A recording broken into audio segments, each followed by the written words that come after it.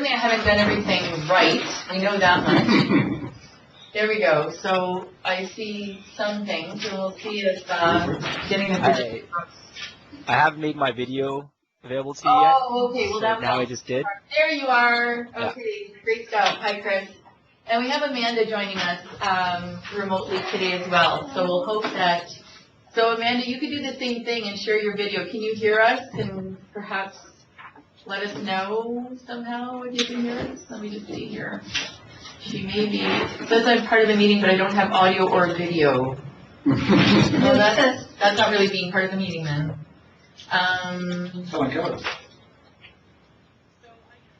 Just sort of multitask here. You're going to have to bear with me because I'm not 100% under the best of circumstances. Trying to multitask could be even scarier.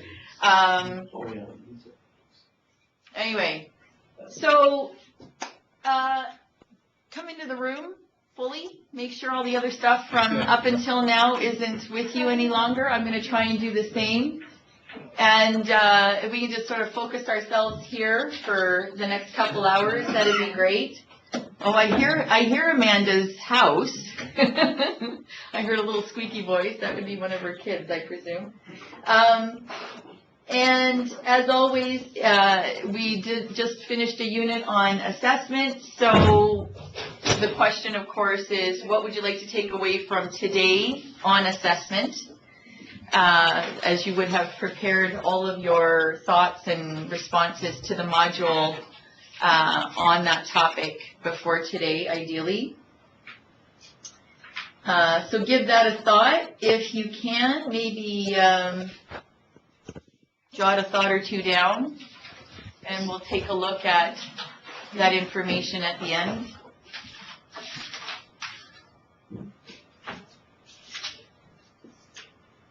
Are there any specifics that people can identify now before we, because I have a little bit of housekeeping to do as well before we actually get into the meat of the workshop.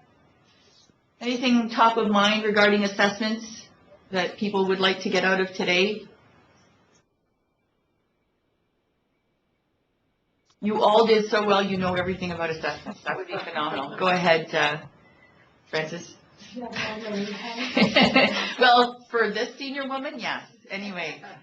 I think looking at formative assessments, and I've been trying to wrap around my brain how to do it for my class, because it is a reflection class, and it's hard to figure out how to do that formative assessment and give students feedback, because I don't have time to do one-on-one on class with 30, 40 students. So how do I do it week after week? So I think I'm hoping to get out something that can be useful for that. Specific to formative assessment. Yeah. Okay, super. That's helpful. And Amanda can't hear you, she said. Okay.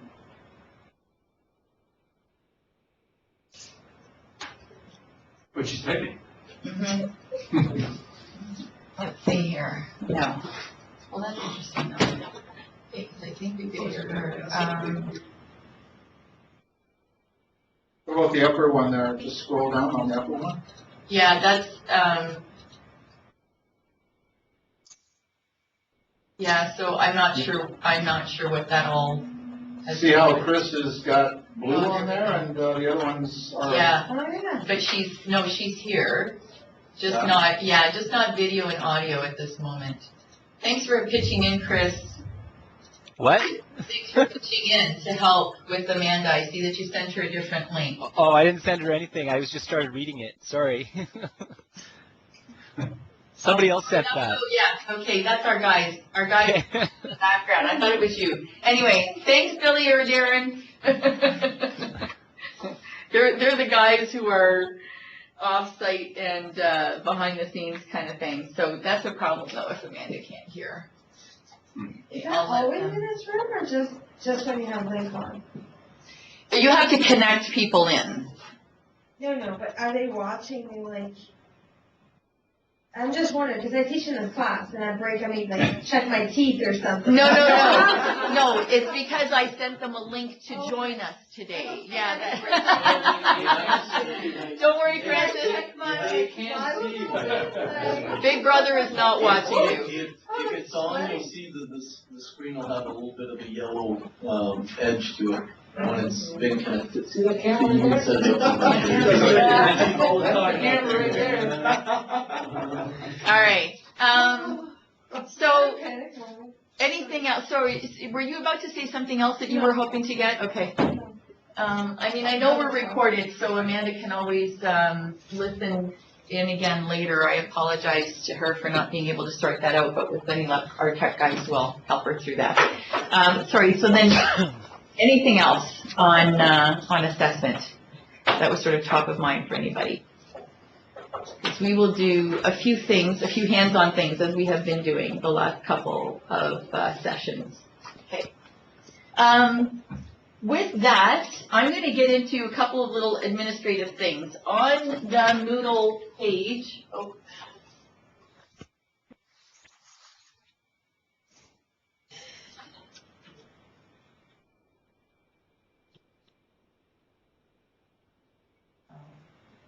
about this.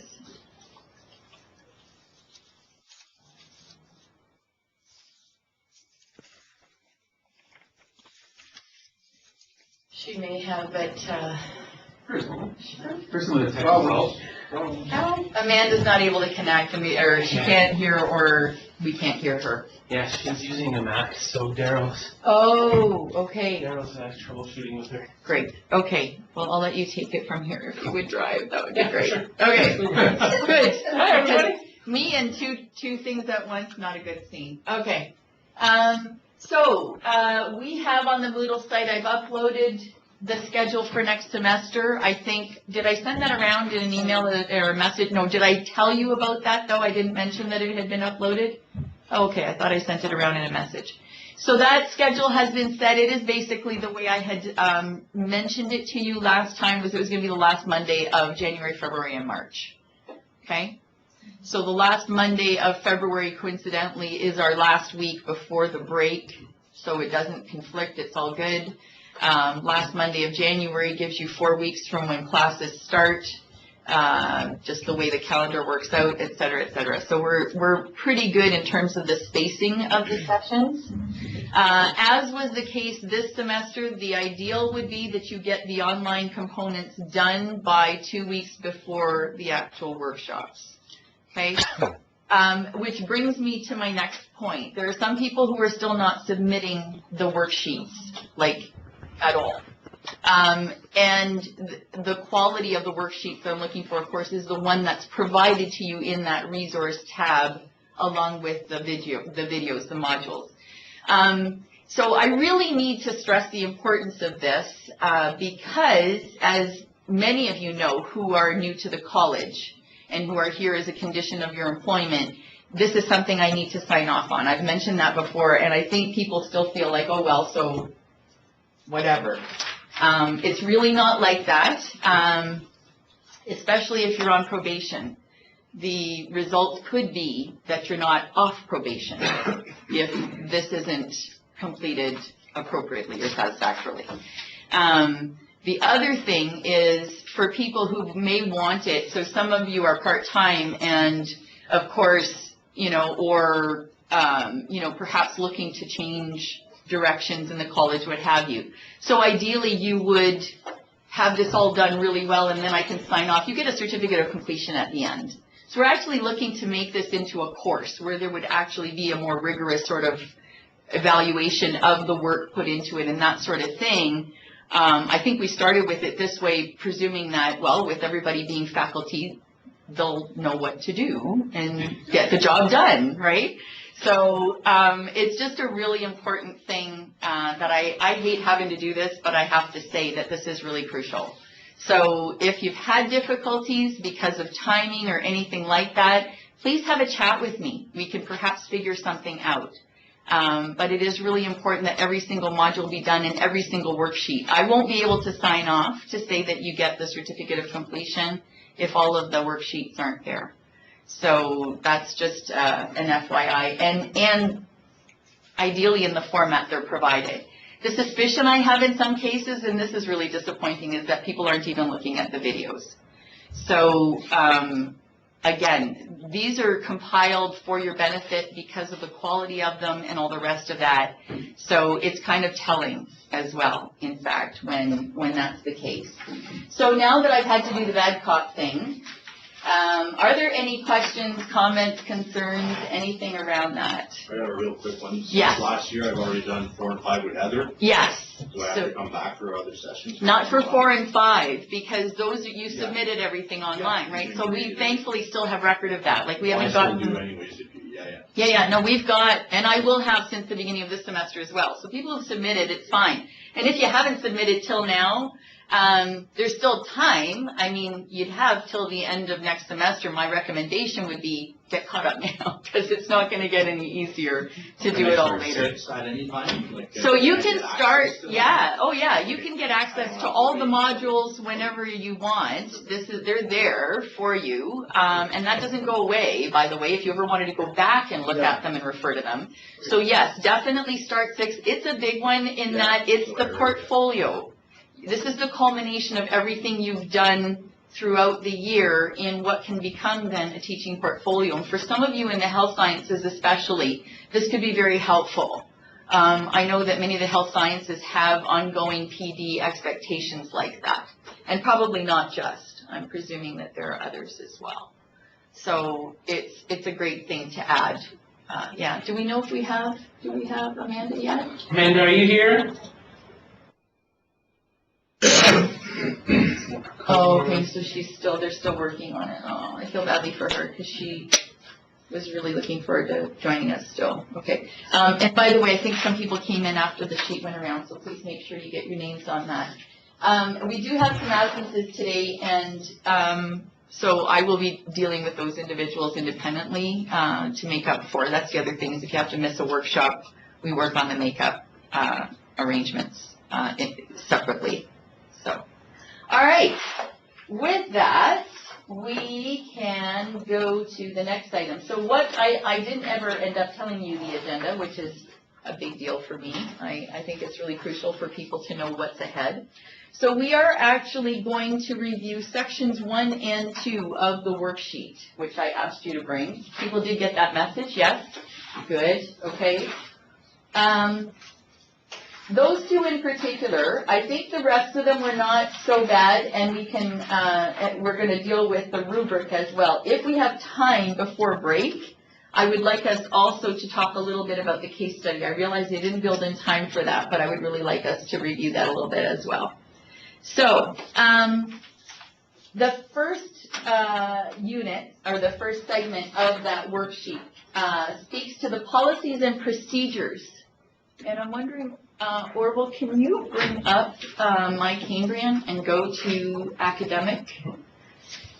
So there are a slew of policies and procedures. So let's hear what you found by way of policies and procedures. I know some of you got a bunch, some of you only had 1 or 2. What did you come up with? Just fire away. Go ahead, Joanna. Under the academic policies and forms, got all sorts of stuff. So there's like coursework assessment, feedback, academic policy development, review, and so on. Yeah. There's lots of stuff in there. Yeah. So if you have not yet found this particular piece of My Cambrian, you need to get familiar with it.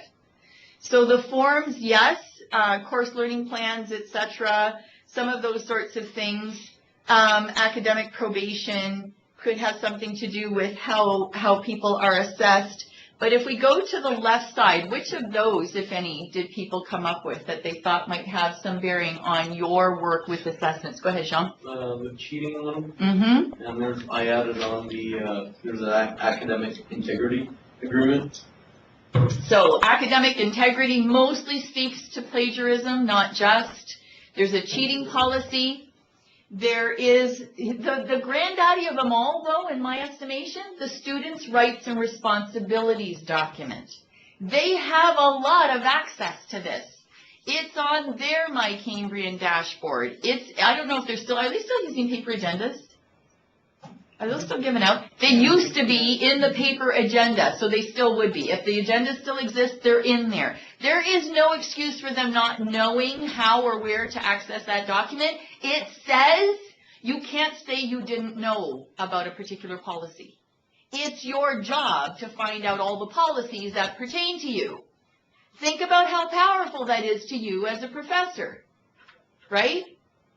So this, oh, I didn't know I couldn't cheat. Well, I mean, I can't fathom a student saying that, but I actually had a student say to me, well, I didn't know you were going to do something like turn it in or whatever that was going to check plagiarism. What? At which point I just said, stop talking, because he was just digging the hole bigger and bigger, because he had clearly plagiarized. It's like, okay, just stop. Just stop. So what? Because you didn't think I was going to check, it was okay to lift somebody else's work and call it your own? No. The answer to that is no. So that sort of thing is a really important document. So by all means, get familiar with it. So that's down at the bottom on the left-hand side. Is that what it's actually called, student rights? Yeah, further down, Orville, further down. Students' rights and responsibilities. Right here. Okay. Okay? That's what it's called. Do yourself a favor, take a good look at it, okay? I would actually draw it to students' attention at the beginning of the semester. Take a look, people, this is on you, right? And make it clear, okay, now you know that I know you know, right? So they couldn't claim this, I didn't know, et cetera, right? Code of conduct also speaks to the whole thing about honesty and that sort of thing. So there are quite a few documents in there. Please take the time. I know time is a precious commodity these days, but please take the time to familiarize yourself with some of those policies. Francis? And I think it's also important if you have anything that's specific to your department. Yes. Because for schools nursing, if you don't have a prearranged extension for paper, it's a 0. And, you know, a couple years back when I first started teaching, I was like, no, look at the policy from Cambridge, 10% a day, max of 5 days. But it was incorrect. It was actually supposed to be a 0. Yeah. So I wasn't aware that there were specific policies that could conflict. Yes.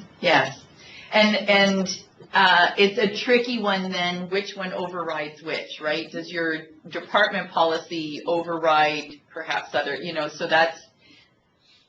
Wouldn't that typically be covered in the course outline as well? Would the overruling yes. policy would be covered in The department policy should have been stated in the course outline, and we know that that's kind of the rule of the law, right, for that particular course with that group of students. So. And I did, but I guess I hadn't read it myself.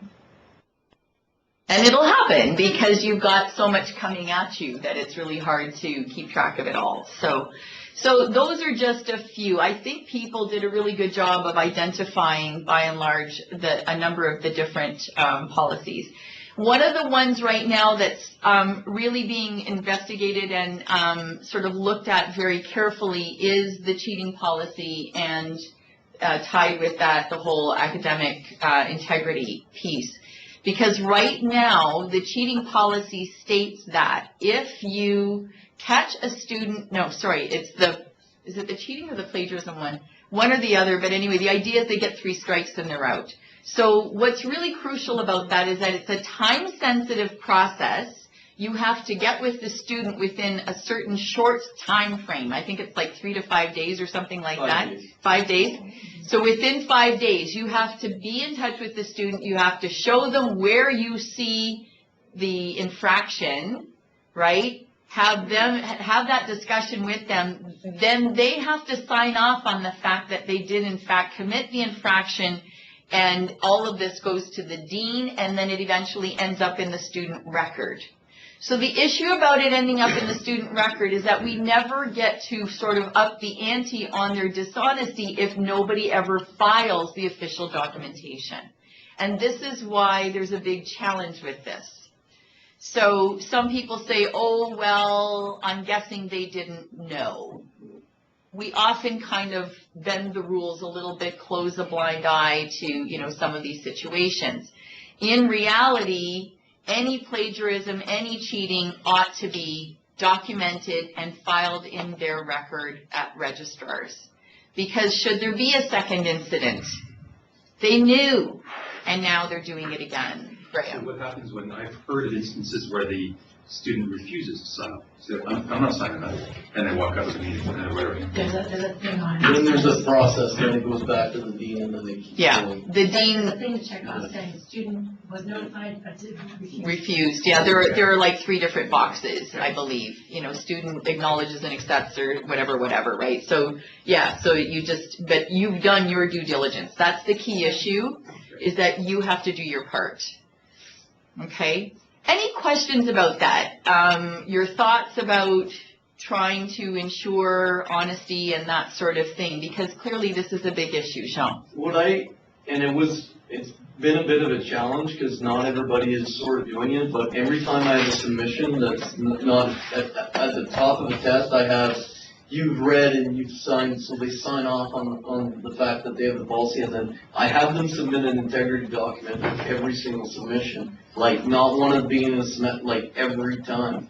That says, this is my own work, et cetera, Yeah, that sort so of thing?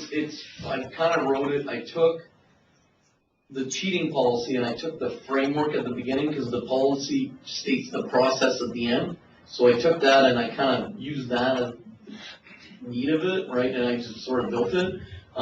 So what I had them do is submit it, and then the question that I've gotten from students, well, how come I got to do this in your class and I don't have to do it in other classes? And my answer to that is, that's the process here, that's how we do, and, are you planning on why right? Were you gonna cheat and then I stopped you in your tracks? Yeah. So I did have actually one instance where I did have a problem, and it was good to have that documentation in place, it did help out. One thing I did do though is at the beginning of the semester, when it was first, I go, you guys can write in and give me the integrity documents for all the submissions now. Just, there's a section where you write the assignment that it is, and that's fine. So I had them on file. But I wish that everybody was doing that because it would be more standard. Yeah. It would make it easier on me. You know what I mean? It's just that question of inconsistencies. Yeah. Just to Sorry. kind go of ahead. Technology can help a little bit in that respect, especially if you're accepting files from students. Even if it's just a document that they need to submit and it's a blank document for whatever type of assignment it is.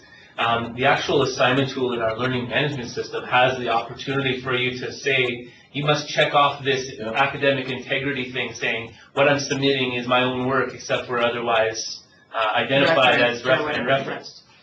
So essentially, that can help out with that type of thing with regards to the technology piece.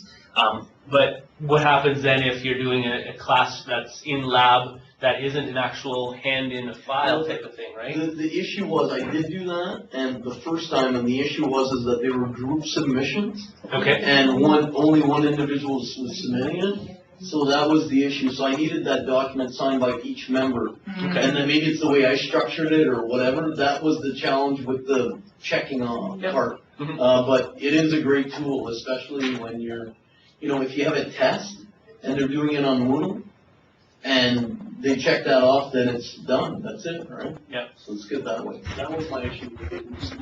So there's also, No problem. I can send it to everybody if you guys want. yeah. Yeah, Because no there's problem. also research that says when you just ask people to make that claim, it already causes them to stop and think about any ideas they may have had about cheating or being in some other way dishonest, right? So, sorry, Angel, were you gonna ask or say something? I was. Not remember what it was. Well, Oh, great. you talked about online tests. Now, when the students, and I've seen this because they've been doing other courses but in my class, instead of doing their classwork in my class because I'm an elective, they choose to do the quiz that Professor so-and-so gave, and they have till midnight to submit it, and they're huddled around a computer, 3 or 4 of them, with their book, and they're doing it all together pretty much. So I know there's no control over something like that. Right? Do we want to control something like that? I know my classroom, I did the So management yeah. thing. I don't think so, you're doing my assignment. Right. But when But you know that it exists, if not in your class, it exists somewhere, Right. right? And chances are yes. This is a test you have to submit You online, know, and now you're all doing it together, and So, I'm gonna let Orville respond to that first, and then I may have some pieces to add, but I'll let him address that because he's sort of the, Inevitably, it's really up to the faculty member in the delivery of that type of assessment, right? In that case there, it's treated almost like a take-home assignment, where that take-home assignment can be worked on with a number of faculty, a number of students. There's a lot of considerations when you're doing online testing that you need to keep in mind. One is, do you have a big open window of opportunity for these students to be able to do it? Okay, that's great. If so, then you're essentially giving them permission to be able to work amongst themselves. If you're truncating that down into a small window of opportunity where you say that there's only a 2.5-hour time window or a 2-hour time window for your 2-hour test or 1 hour and 40-minute test, and what you would then do is you would make those considerations and saying, okay, well, I'm going to then put a time limit on this, saying I'm going to give my students 1.5 minutes per question to answer for each multiple choice, as well as other considerations for written style questions. That really reduces the amount of time students have to be able to converse with each other and do it, right? They're all doing it at the same time, so they have to have it done at that point, as well as that time limit and restriction on the time frame really makes sure that the students aren't utilizing the actual tools to do that. So again, you essentially as a faculty member are giving them an open book test to do in that time frame. But those parameters that you set really deter the students from actually using the book, right? Because if you have 60 questions and you have an hour and a half to do that test, or even an hour and 40 minutes, and you've given them an average of 1.5 minutes per question, and it takes a student 5 minutes to look up one answer, well then they've already kind of lost out on that time frame, right? And if they're looking up 2 or 3 questions, then they're kind of really it's a detriment to them for that particular environment. On the other hand, if you want to have it so that it's locked down, we're actually currently in the process of piloting and looking at some implementation of online proctoring software, where the students actually sit in front of their computer with a camera and microphone, register their student accounts or their student identification, photo ID, saying this is me, I'm about to sign into this test for my faculty here, and it actually records the entire process. It records the environment where the student has to take their laptop or a mirror and actually record the environment around them, so that the proctor, essentially this third-party company, that reviews these videos and saying, okay, well, someone walked in and the student actually talked to them at this point in time. It's considered a possible rules violation. Or on the screen, it also records the screen and says, well, the student had navigated away from the test and went to google.com and found this website on this at this point in time. Possible rules infraction. So essentially that 2-hour time test is recorded and given to you as a faculty member in a listing saying, here's all your 50 students, here's all the clean students, here's all the possible infractions, here's all the people who are outright cheating in this regard. And then you get to review that, you get to go in and say, so we saw that you cheated on your test, and here's where, this is what this is, so this is what the process is going to be at that point.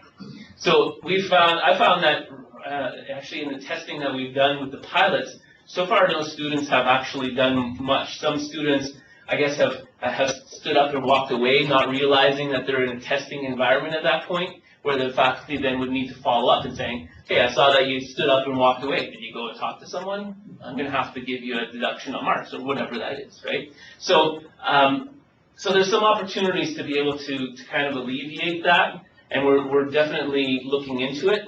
But But yeah, it's a definite concern. So just to add to that, no, it's all good. That, I knew you'd have a much more thorough answer than I could possibly come up with. But the other piece that I can remember, so just for quizzes, it's a little easier because let's suppose that your quiz is only 15 items. You might have a bank of questions of about 30 or 45 or maybe 100, and you might be pulling from any of those 100. So the student writes the one quiz, somebody else sits down at their computer thinking they're going to get the same questions. They don't. They get a whole other set of 15. And that's another way that you can ensure that students are taking the test individually, because you know, the one student, you know, palling up with his friend doing their quiz together goes to sit down. Okay, great, I'm ready. And it's like, oh geez, it's not even the same questions. So, right? So they have to log in and they have to still submit answers, but they think they're going to get the same, you know, so you can kind of get around, at least for quizzes, you can get around that issue that way as well. Yari, you were going to add? A couple of years ago with Moodle, I had an online exam for the students, and they all in one computer lab, but you can scramble the questions. Same questions, but in different order. Yeah. So even if they're sitting right there, open Yeah. book, like you mentioned, it doesn't matter. I mean, they got 2 hours to do this. If they start going through that textbook, they're in trouble right away. Yep. And you can't look at what they're doing because they're doing another answer, so you're like, what's going on? You know, Yep. Scrambled exam, but same Yeah. questions. So the system that Orville was talking about would be where they're not taking the test on site, right? If this is on their own time at home or whatever, and they've got till midnight, as Angel was mentioning as well, right? So this is on their own systems wherever, whenever.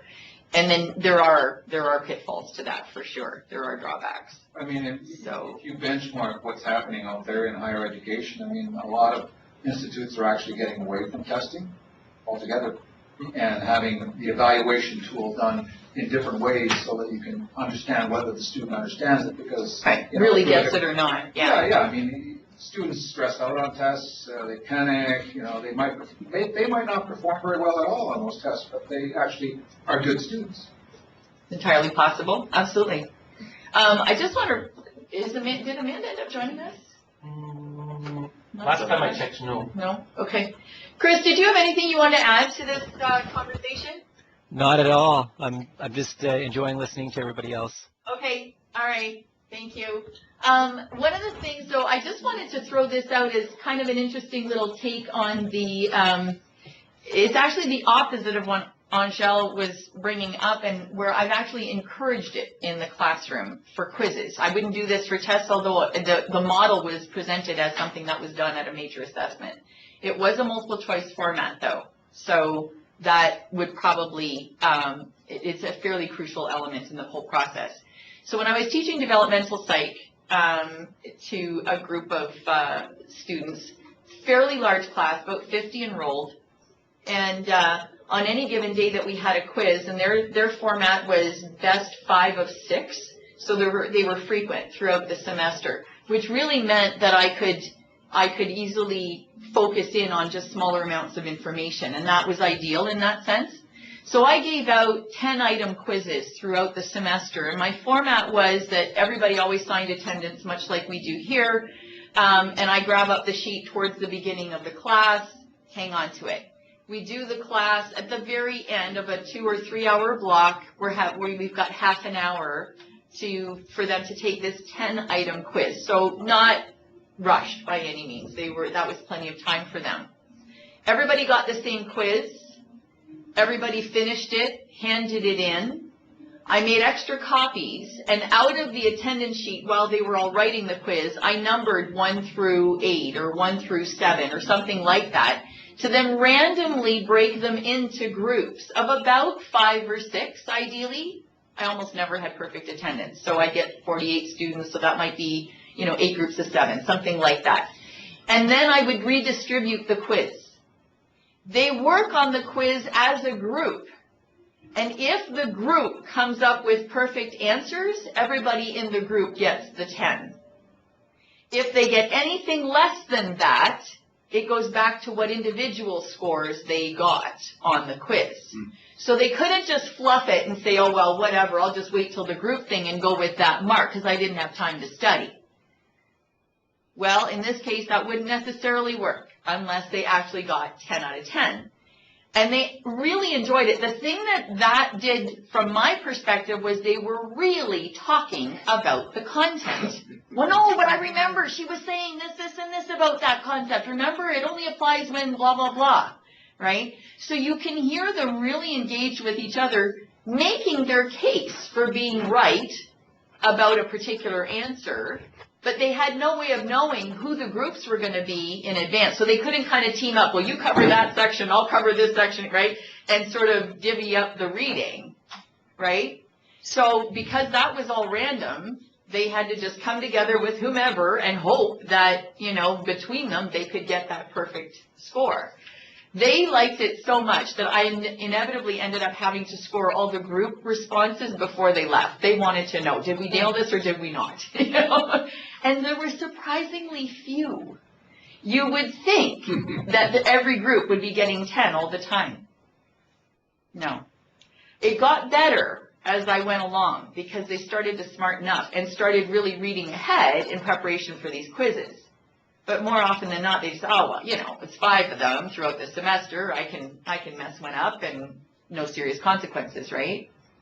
And then it started to become a much more important thing to them as they went along. So it's a strategy worth thinking about. Like I said, when this was presented, this was like a 40 or an 80 item multiple choice test that the prof would have the students fill out. And then it was a much more complicated system for deciding which mark the student actually got. Like they had to have at least passed, they had to, so there were too many contingencies, because nobody was going to get perfect for sure. Anyway, and I asked the students after all was said and done, I'd done this a couple of semesters in a row, and they said, you should absolutely continue this. They said they really, really enjoyed it, and because it did cause them to be more on top of their work. It gave them reason to do that more consistently. So just a little thought for you to consider in your upcoming assessments. So formative and summative assessment. This is the topic of section 2 of the worksheet. So I just want to make sure that we're all clear what is meant by formative and summative assessment, because I think there may be some confusion still. So people mostly answered this okay, but I was, like I say, seeing a few hints here and there that there may be some confusion. So let's write right down to basics. What defines a formative assessment? It's for the student, right? So it's kind of like a feedback and information for them, but it's not marks that are going to be inputted into the system. Right. So that was exactly the right phrasing. Well done, Graham, because it's not marks that are going to be entered into a system. In other words, you could give a quiz and they could find out how well they did, end of story. So there's a numeric value associated with it, not contributing to grades. Right? Okay. So by default, a summative assessment would be one that contributes to grades. It's not just pencil and paper tests. It's not just written assignments. It could be a role play. It could be a case study. It could be a presentation. It could be anything you can possibly imagine, as long as a numeric value is assigned to it and it contributes to the final grade of the individual. Okay, those are the distinguishing factors, right? Now, there are other elements that relate to formative and summative assessment. So, what else do we know about formative assessment in the ideal? What's the best way to use formative assessment?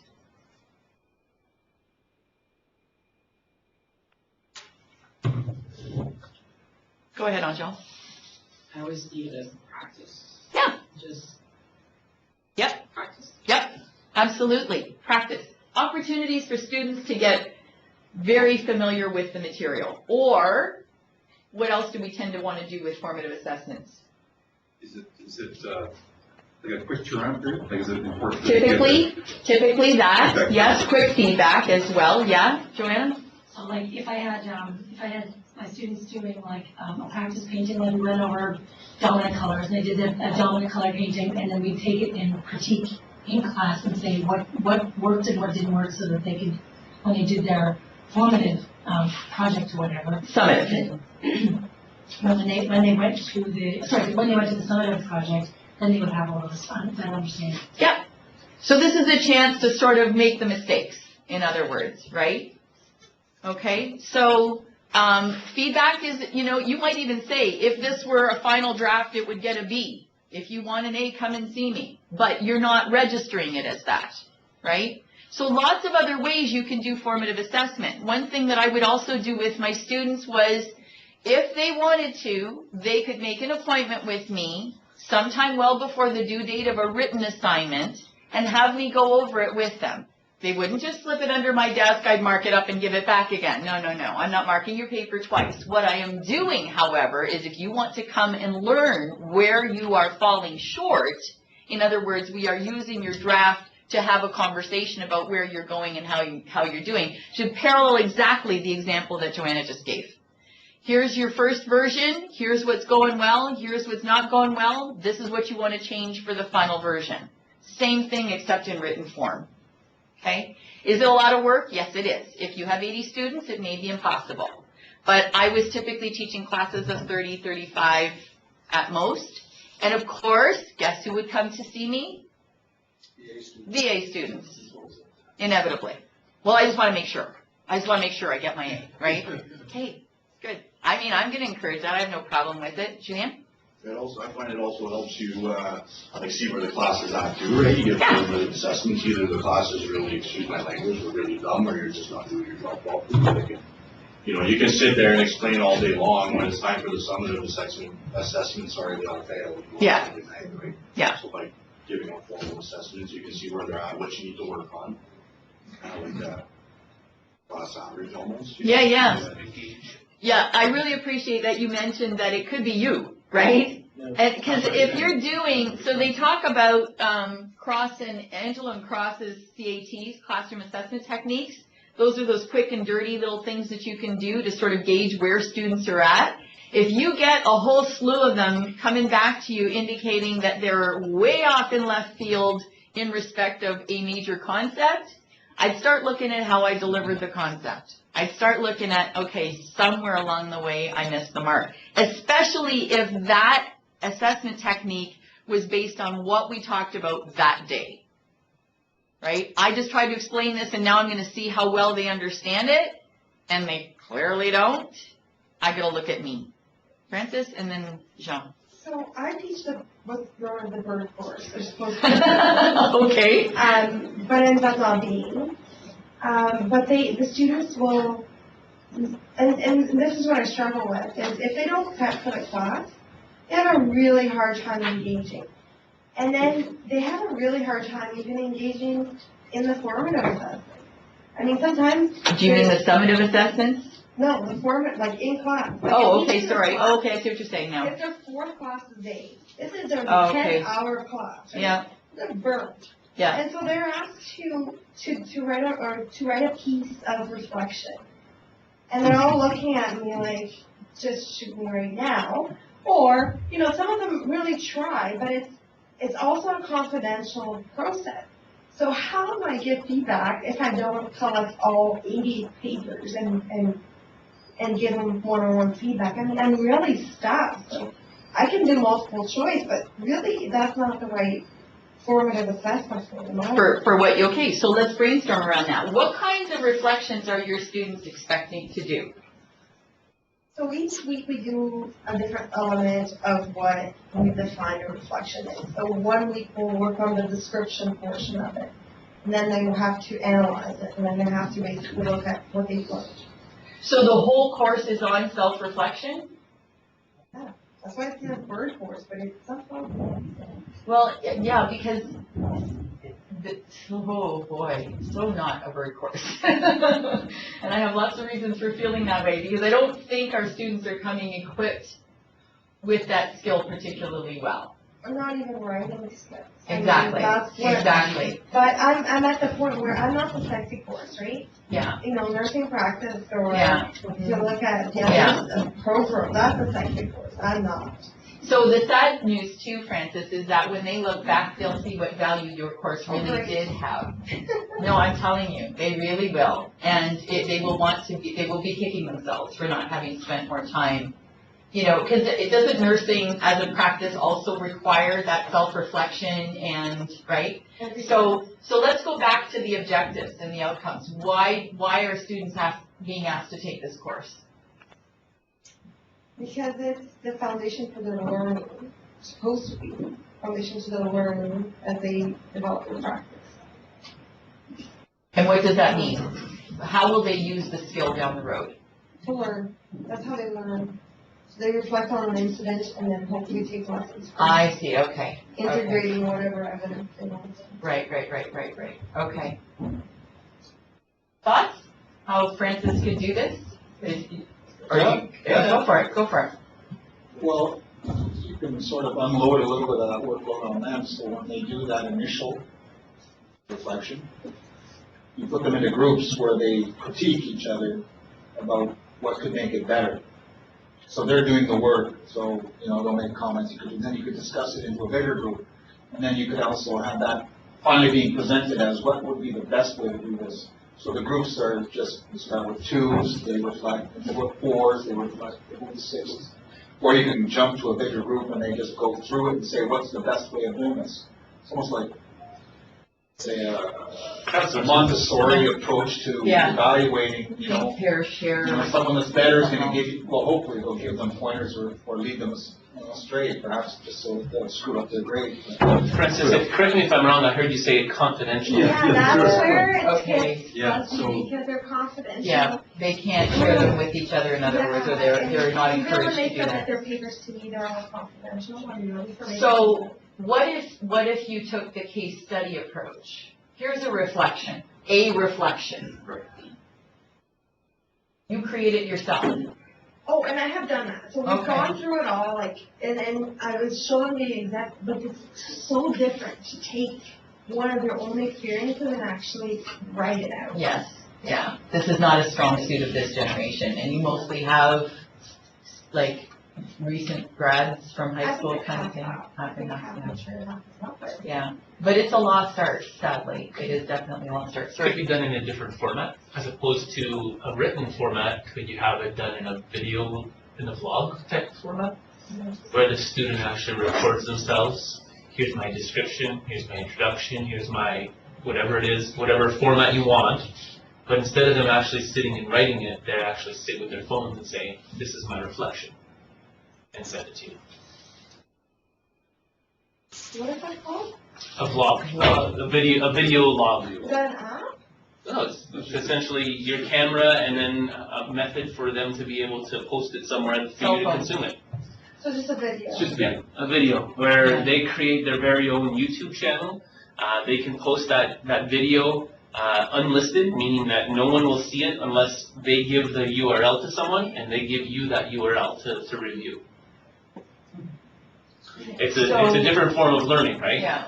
Different form of expression. It's not a written expression, but it's here's my video log. And my thoughts specific to what you're after, right? That they're answering specific questions, they just do it in a video format.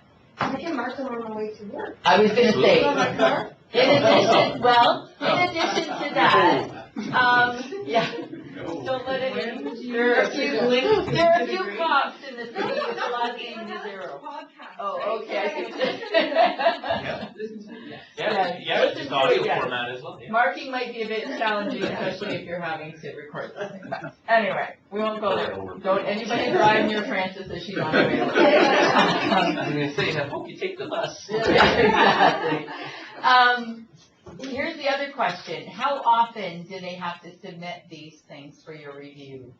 Well, last year, I didn't teach it, but it was weekly. Weekly, And I okay. said that's just impossible. So how would it be if you rotated through the number of specific samples that you paid real close attention to and graded?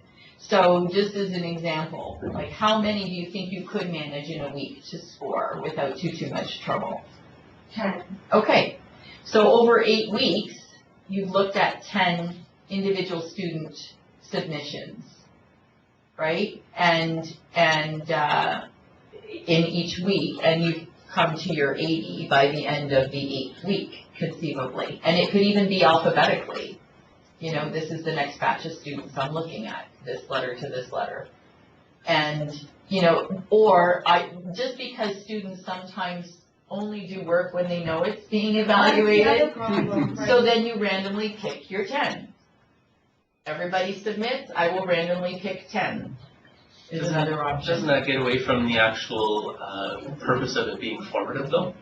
Students that don't get graded don't get proper Feedback, right, unless it's in the group, you model how you want feedback given in a group, as Yari was suggesting. I appreciate that it's challenging because of the confidentiality of it. What Yeah. a journal reflection, do you have that? They had to do journals every week. But the problem became, sometimes we had intakes of 120 in the past. I mean, it's impossible to do Yeah. 120 journals. No, that's a for week. sure. So how do you, in order to do crappy work, I just rather not do it. So I just removed all journals this year, and I said, we're not doing it. So Lorraine mentioned the fact that if you said these 10 will come in, these 10 will come in, and just have like half the number of journal entries that you're gonna grade, but do it every 3 weeks or per Because person. at this point, what are you doing to provide formative assessment? I circulate through the room. Exactly, yeah. And it's not ideal, because I think, again, the keeners will get best access to me. Yeah. The ones that I really want to get to, they didn't get a chance to prep, so they're, the value of me giving feedback is small if you don't understand what I'm giving feedback on. Yes, no, exactly. Might be a bigger ball. I also don't think, wanna manipulate. no, that's fine, because we're gonna take a break in about 2 minutes. But that also doesn't seem like a very tenable situation. It does not seem like something you can manage in the span of time that you have available, given the nature, like that kind of intensive work needs not to happen with 80 students. So it's not very helpful to you, but it also speaks to the nature of assessment and how challenging it is to really get a true picture of what's going on. But I think we should think about that more, because I think that poses an interesting question, and I'm gonna kind of make it my personal mission to see if I can come up with, some talking points with you about that. John, you had your hand up way back when, and I wanted to make sure we didn't forget you. We can talk about what I wanted to say. Okay. We sort of did. Okay, so when you have what I'm challenged with, I don't know if other people are as well, is specific to assignments, not tests. You lay things out, what you think is extremely well laid out, and then you look at it and you get the assignments, and they forget like stuff that is really Crucial. that you've written it out, you've gone over it multiple times in class, and you're like, what gives? And so, like, just by, like not writing the assignment for themselves, or like, just fill in the blank, like, what do you do? You dock the mark for not having followed instructions. It's trial by fire. It's a little bit like the case study, which I regret that we didn't have time to talk about, which perhaps if we have time at the end we will. But that idea of, you don't want them never to learn, right? Have that opportunity to make the mistake before it really counts. That's the point of formative assessment, right? Yeah. Make your mistakes, get messy, let things, fall by the wayside, and then pick up your socks and carry on. But by the same token, some mistakes are simply not forgivable. I mean, if you showed up at a job interview late, you can pretty much say goodbye to the job. Some things are just that important. Yeah. And sometimes the repercussions have to match. It's the same thing, like, I make myself available to review the assignment, like, Sure. make an appointment with me, Yeah. whatever, and it's always the keeners that do it. Yep. And there's a large reflection in the quality of the work that comes Of through. course, But I don't know. there's What do only you so do? much you can do in that case. So is there one section that they're not doing? I don't know. Now it's just reading the instructions of, like, so I'll use an example. One of my assignments had a positioning map that was put on it. A positioning map, Okay. a marketing positioning map. Yeah. So they could use the axis and use whatever cross-referencing, format that they wanted. I gave them an example, and it specifically said, okay, you gotta provide a positioning map, provide, comparative products and how they fit into it, and explain your rationale on your pricing strategies. And some of them did it really, really well, and then some of them just literally gave the map with no explanation whatsoever. So you're like, And, So if So nobody it- got it, this is where, as Julien was saying, we were saying earlier, Yeah. if nobody got it, then you can say, okay, well, somewhere I didn't explain things clearly. But if some students got it, I always hung on to that, said, look, folks, you know, and it specifically says X number of marks, it's out of 10, this is what this is worth. This is, the map's worth 5, and the explanation of the map's worth 5. they very often don't even refer back to those instruction sheets, unfortunately. We've actually found in the clinic that we'll actually pull up the rubric, we make sure it's on Moodle for them. Yeah, it's on there too. And then we actually physically go through it with them sometimes. Oh. Right at the beginning, and we'll say, do you understand where these marks are coming from? This is, you do this, this, and this. Because they weren't reading the rubrics. Yeah. And Well, they- I did do that. and it's- Yeah. So then At I, that point in time, I you have to throw up your hands and say, Yeah, it's, seriously. every student has the right to fail. Yeah. That's the sad thing. So Francis and then Angel, and then we're gonna take a break. I think I share the same frustration. I have students that have not, like, we have a rubric and I'm like, what? It was a whole class on a rubric. Like, how did you, like, and so I got so mad that I started just, you know, like 10%, I don't know if you guys have this, but we have 10% that we can allocate to format and style. I just started knocking 10% on top of everything else, because I was like, if nothing else, this is no longer gonna be the burden for us. Yeah. But, you know, it's just, and then they were all coming and lining up and, you know, what was the problem? Well, you just follow the rubric. And I'm like, oh, there was a rubric? Okay, so yeah, done, next. And I think that's valuable. At that point, That being said though, there was, when I was teaching first year, I did this thing called the Mugliest Point. And it was the silliest exercise I thought, until I started getting the answers. And I was like, really? We spent like 15 minutes on one concept and no one put their hand up. And now I'm getting all these loveliest points on that? yeah, the muddiest moment is, that's a standard, classroom assessment technique. And I was dying, and I was Yeah. like, that's, and then the course did awesome when it came to the. Yeah, because at least you were able to recognize that they were off base, and this is where you can kind of sort of plug But I in. don't know what the answer is. I think it's a generational thing, they don't want us to follow the rules. The funny thing is, it's funny when the assignment is on generation gap. This is what you call irony, I believe. Angel, go ahead.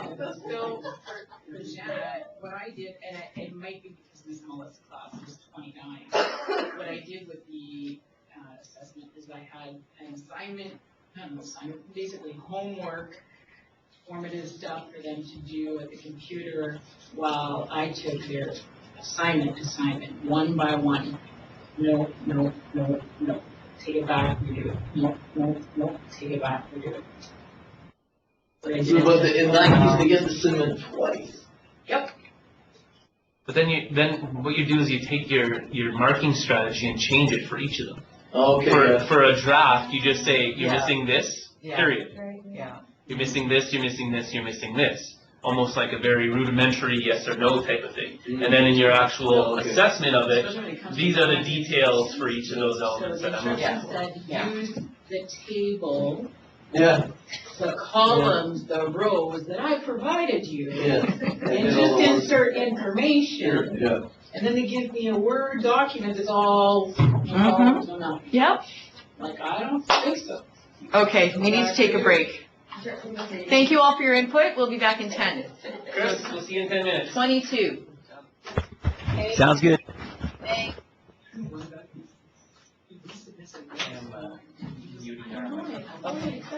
And, I just.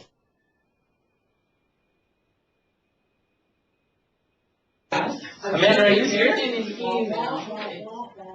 Well, sometimes they give me this one. If somebody. Oh, so you can hear us. Excellent. We can't hear you, so I'm gonna keep an eye out for little text messages from you, okay?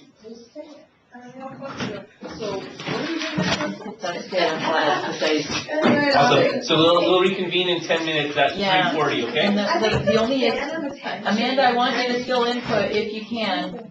If you have anything to say, type it in. Like, this is an example. Okay, I'll, great. I'll keep going. Yeah, that'd be great. Here's our grade. Here's the.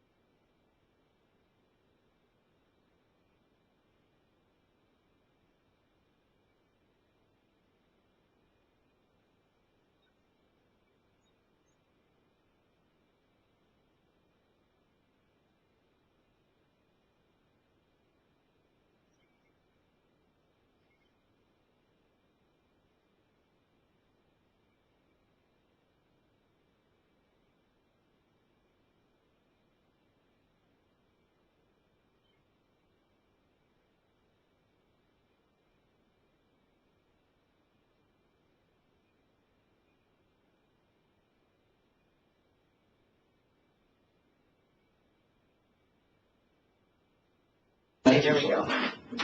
All right, so gang, Amanda and Chris, can you hear me? I to do like 6 divided by 2. Just take 6 oranges. And then divided by 2. There's no calculation. Do you find, like, cause you teach finance? Oh, They thanks, want the math Amanda. students, We just can't hear you, that's that. Chris, can you hear me? they're not showing it, is there? Well, the ones that are accounting, third-year accounting students, they're good. Second-year accounting is good. I figured it should be. Normal, Yes, I can hear you. I just had you on mute. Okay, good stuff. All right, so, I was gonna count on Orville to be here for this part too. Sorry, folks, one more second. I call it race to the bottom, race to the bottom. Yeah, I wish I could. Orville! Racing down to the bottom. Because we were gonna work out a system for, I wonder if he went back to his office, because he has a prop that we were gonna need. Like you say, here's an example. No, All right. Hi Irene, can you hear me now? Yes, I can, Amanda, yay! Perfect. Okay, I'm gonna turn myself off though. It's okay. When did you finally start to be able to hear us? At about 5 to 3, I think. Oh, okay. Well, the good news, of course, is that we're recorded. So, I wish I did. No, but it's in a trio. The good news is that we're recording. yeah, good news is that we're recording, Like they're in. so you'll be able to go back and listen. Perfect. Yeah. Distracted by everything. Trust me, you're distracted. Yeah. I was just. Okay. You know, you get on a piece of paper, it's every time, it's cheap, doesn't matter. We're going to carry on. I do need Orville for this piece, though. We're almost at 10 minutes, right? Yeah. It has been fun. Shoot. I don't see him anywhere. Okay, because here's the thing. We're going to break you up into groups, but we'd like you to sort of connect around your field, your department. So we're going to break you up by department. You think you're online? Yes, actually, Jessica, you are. You're with Chris. What was that? It said something. I don't know what it said. Okay, so you're on with Chris. We have three guys from trades, yes? 3 from trades. We have a couple health sciences. Well, yeah, kind of. Yeah. So that's, is it with, are you under Louise? Yes. Okay. You can do that. I'm just thinking, it may be that, let me see, how are we going to do this? Because we have, okay, so Joanna, you're actually going to join the 2 guys in business, even though you're creative art stuff. Angel, your business as well. We have no Jacks other than you and Chris. Really? Okay. All right. So. Probably later, so. That's okay. Amanda. So the health sciences folks need to join Amanda in a breakout room. And then Jessica, you'll need to join Chris. And I think, Neku, we were hoping that you could join that group as well. I think that's going to be the best bet. So let me bring up the document that you're going to be working with. And that was the, no, that's not the one I want. That was the one I loaded up, but that was just for the sake of having it available. So it is also on, where did I put this empty one? Assessment 3, workshop 3 assessment activity. Not that, there it is. Okay, so I want to show both pages. So the idea is that you're, oh, that's not going to work out real well. If you drag the header down, like grab the header and pull it down, and then drag it off to one side. So Yeah. Pick a side. Yeah. Keep going right off the page. No. Right off. Header, yeah, right off. Keep going, right off, and it'll do half the page. Oh, I see what And you're now saying, do then the do other the one. other half on the Yeah. other side. Okay. Yeah, how's that gonna work? I have to open it again, you mean? You want the same document? I want the second page Oh, I'm sorry. to be visible, like You I said you want want to see the other page. side by Just do them at the bottom where it says 16 and 16. Yeah, so Yeah. you should maximize that page then. The- You have your dice. Yes. Oh, good. Oh, I see. Okay. Anyway, so how are we just displaying the page so that they can see the outcomes and objectives to choose from? Yeah, sure. Okay, can you do that? Because I could not figure out how to get those pages on the screen. Absolutely. We can tell who the tech-savvy person is here versus the not-so-tech-savvy person. So what else did we need, sorry? Both pages of that document. It's, Both yeah, so pages. maximize that. And then, Yeah. just 2 pages. I was going to say, can we not do them side by side? Should look into. 2 different documents. Yeah, open it again. Yes, no? Yeah. But can you it open won't- it again? won't It won't let you open it again. Unless you it go does to something Moodle, else. because that's off my, See, there's something else. There we go. Let's do this. I will let, or we'll figure that out. So here's the deal. What you're going to do, and we're going to need the 2 breakout rooms, right? One with Health Sciences and Amanda. Yeah. And Kristen, Jessica, and Nick, who will join them. That's right. And both of you have been given links. I guess Link Record sent you individual meeting requests. So Chris, you got one. Amanda, you've got another. Okay? So you will see a series of outcomes and objectives that relate to the outcome. Okay? There it is. This one here? Yes. No. Okay, oh, there you go. All right, is that all of them? No, I don't think so, no, unfortunately. Okay. So, stand by. So the idea here is that, let's see, there are 1, 2, 3, 4, 5, 6 outcomes that come from current course outlines. Some of them will speak to some of you more than others because, for example, we have ones that are like plan a safe physical environment for children. I'm going to guess that if you're in trades, that's not one you'd gravitate towards. I'm just going to go out on a limb on that one. However, if you're a parent, maybe you would. So, structure and function of the muscular system conceivably would speak to the health sciences people. So the idea is this. You are going to pick your outcome and objectives because, as you know, all assessments should start with the outcomes and objectives in mind, right? Every single assessment should be related back to one or more of your outcomes and objectives. That's what the whole module started out by saying. You have to start with the end in mind, right? Okay.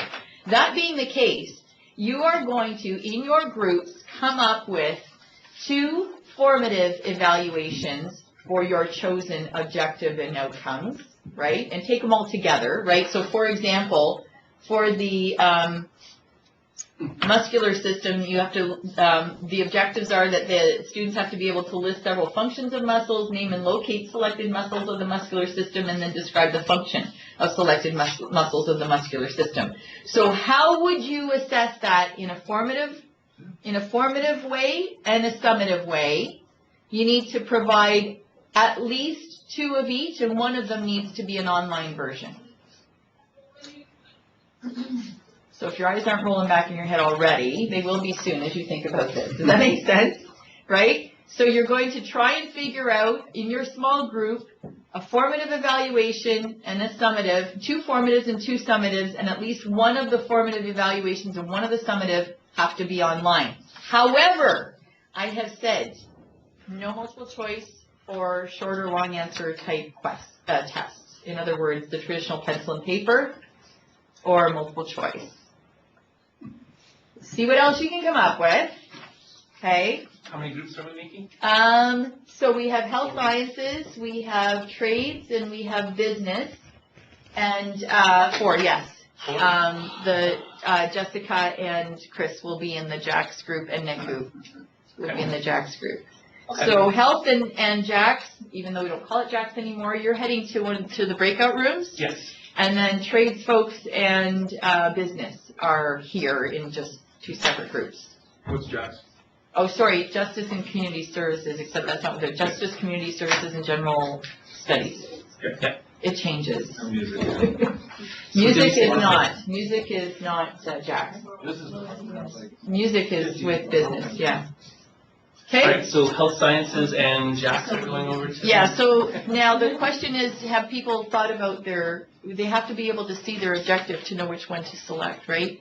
So the other alternative, so you know what, maybe if you can get together in small groups now, I don't know how Chris and Amanda can input which choice they'd like to. Well, they have access to this on their computers already. Right. If you guys want to open up that file called Workshop 3 Assessment Activity from the Teaching and Learning Workshop page. And I'll be Under resources? No, it would be under the actual main page of the course, Chris. Okay. Should be connected to Module 3 though. Yeah, if you're looking at the actual course, here it is right here. At the bottom of Workshop Module Activity 3. on Assessment. Just before Module 4. Okay. And I can open it up. Out their interview skills would probably be good. Okay. All right. So what's the base for? You have to- Yeah, it was so that they could take a turn choosing. Unless there's no competition, then everybody just picks the different. That's right. So we'll give them In a case couple we had people saying, well, no, we want that one, no, we want one, then you roll the dice. All right, so you folks are going to breakout room, you folks are congregating here. We still need the other groups to decide which outcome and objective they're gonna, and objectives they're gonna do. Leave that up, there we go.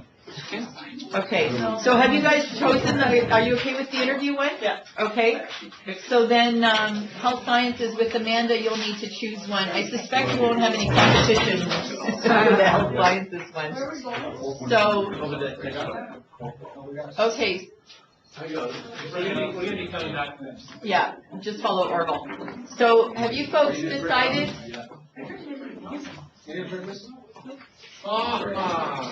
I figured it out. Everything else. Trades guys, have you decided which one you're doing? No, we're just Oh. discussing strategies. So, I'm having a hard time reading. Okay, so this one's on, the interview skills is gone, this is dementia, this is related to dementia. Yeah, we don't want dementia. The safe physical environment for children, this is read, interpret, and draw, auxiliary and section drawings. I thought that might speak to you guys, that's like, yeah.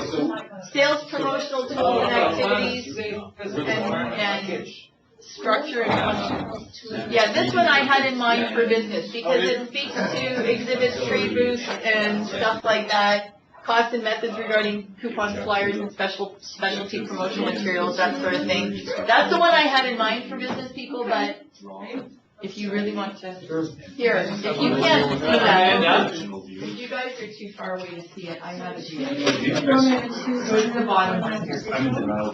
Yeah, if you want to just go ahead and connect to that second breakout room, Amanda, that link that Cord sent you, they should be able to get in there, okay? Yeah, she just logged out. She just logged out.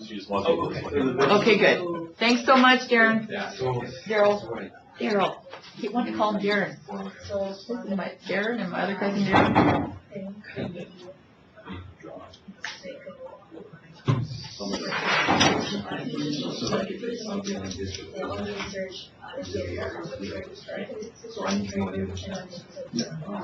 Or they can go online and find out within their service area, like, let's say the company sells within the GTA, what trade shows are available, right, during the year. So then they can say, okay, and then how much do they cost? That's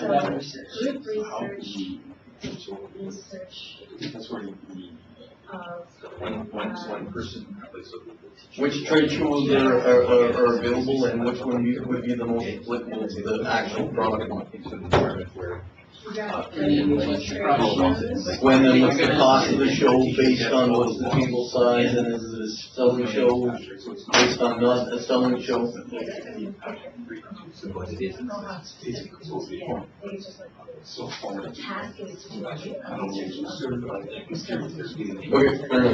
so we'll just say like what trade shows are available within a given area. Good. That's correct. So Second one. Yeah.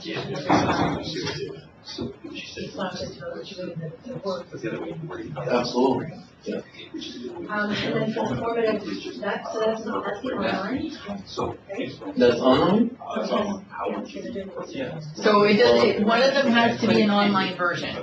You can Like, do they have to get the information back online, or do you just have to go online and get it? You know that there has to be something for you, a finished product online, right? So that, in other words, the whole thing could happen in an online environment. Okay. Okay, but they could still get a presentation, they could just do it. What if they did a video?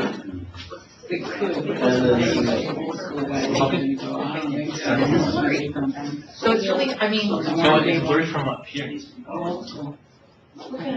think it's not blurry back there? I think it's blurry, period. We're talking about. Bummer. Oh, well, you tried. Yeah. See, this side is a little clearer. Let me see. When it was, we were wiring slides and stuff, so. No, it's blurry. Why don't you have a look at a company, and then pick what products they would show at a booth. So It's the the same company's got problem 10 products, in the or library. 100 products, and then they need to pick based on season, and why, they just need to explain why they're gonna show. See, oh, you had it, it was a little bit better, right there. That is much better. It's the bottom one I noticed especially. Yeah, there's a focus on the device. And that one's not bad though. That would be informative, The bottom is a little bit, and then they but want to. it's mostly pretty good.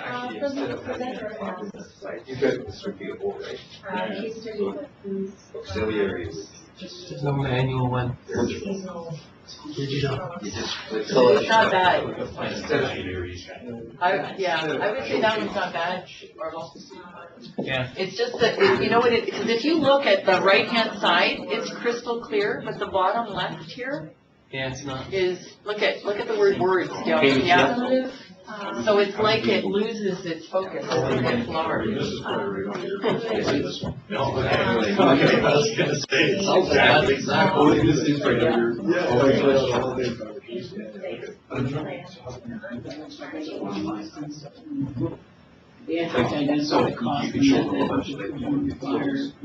I got one for you. How about you turn it around and then instead of doing it, you're the vendor that's doing the show, and now you have to sell the trade show space to the people.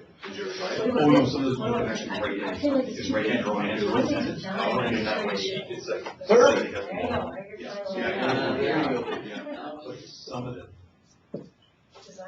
The formative was the consultants designing that trade show. Yeah, okay, good. And, So, The project, that's what I'm saying. we just need to, oh, yeah, I think I hope I'll keep it, yes. Okay. I think we did that one. you said you have Here, to the evaluation. Yeah, well, it can be created.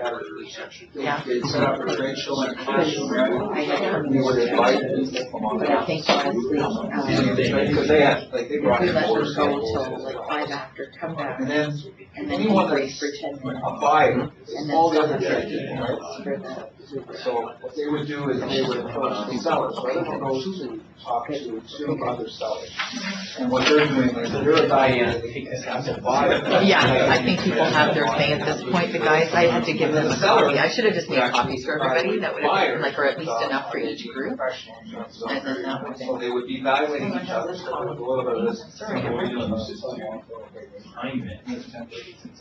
And that way, there's a little bit more of a. It's so funny because The he's used pure to having very evaluation, much I only give a access. top score. And it's For like, one. at one point he said to me, I think I was working from home that afternoon, and he One says, for animal. because the dog had to go back to the vet. And he says, I made the appointment for 2:30 in the afternoon, can you take him? I said, "That's right." So, I don't understand. If I could, you know, if I worked in the system. I could ask if you could take him, I mean, it would be such a pleasure. Anyway, so in the end, my daughter did with her boyfriend, so that was great, but like, hello. So either a buyer or seller, depending on that facial.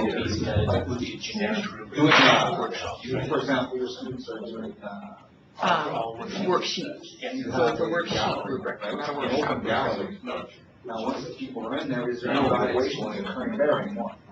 Yes, and it could be applied to all the worksheets that they provide going forward. Now you're actually getting a Because real that's world the nature of a rubric, right? Is that it applies to this type of activity. So I like this.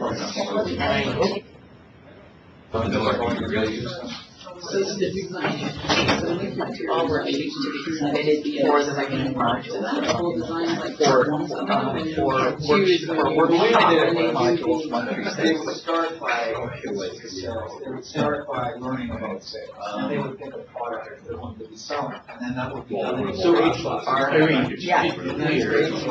no pen paper, and no choice word Someone's doing something. Well, the idea being that you're not going to do a standard callback or a quiz or a test that, you normally would administer. Now, these, I don't know, like that would be actually a non-typical. So they're coming in during that day.